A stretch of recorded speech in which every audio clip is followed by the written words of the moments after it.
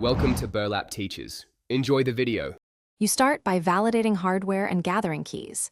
Check that your machine runs UEFI with secure boot capability and a TPM if required. Once done, generate the platform key PK, key exchange key, KEK, and database key DB using a secure system and export them to an offline medium. Make sure to back up your current firmware variables and critical files before proceeding. This prevents lockout. Now enroll the PK in the firmware setup and prepare the signed bootloader and kernel images for the next steps. You now sign the bootloader and kernel images with the private DB key and verify signatures on the build machine to avoid surprises. Once confident, enter firmware setup or use vendor tools to enroll KEK and DB into NVRAM. Enroll the keys in the correct order. PK first, then KEK, then DB.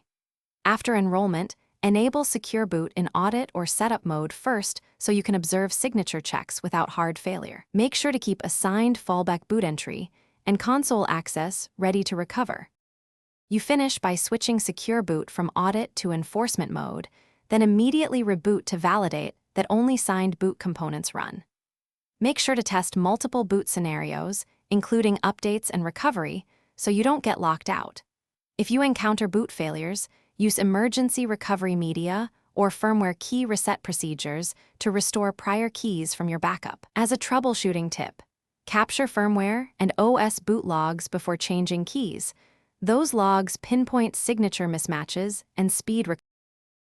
Thanks for watching. Consider subscribing if this video helped you.